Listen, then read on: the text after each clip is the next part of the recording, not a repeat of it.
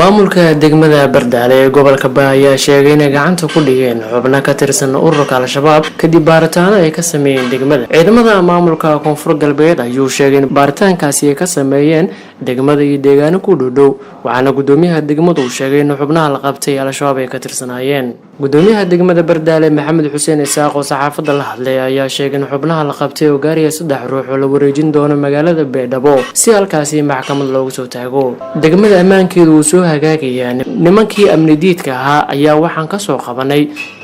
deegaano fofog isla markaasina waxaan ogeyn inay halkaasi ku dhuumaaleysanayaan ayuu sidaas saxaafaddu sheegay gudoomiyaha degmada. Al-Shabaab inta badan way isqariyaan laakiin baaritaanka ciidamada daraawiishta ay ka sameeyeen Bardaale iyo duleedkeeda laakiin hadda waxay Al-Shabaab ku soo koomiyaan inay dhuumaaleystaan weerarno ku qaadaan meelaha ay shacabku ku badan yihiin ayuu sii raaciyay gudoomiyaha ayaa dhinaca kale sheegay inay wanaagsan tahay xaaladda wadada isku xirta Bardaale iyo Beedhabo halkaas oo Al-Shabaab inta badan ay weerar ka geysan jireen. xubnaha Al-Shabaab ee la qabtay ayaana wali la soo bandhigeen waxaana gudoomiyaha degmada Bardaale uu sheegay in baaritaan marka ay sameeyaan xubnaha kadib ay saxaafadda la hadli doonaan isla markaasna ay soo bandhigi doonaan walow sawiradooda si hordhaca baraha bulshada loogu baahiyay.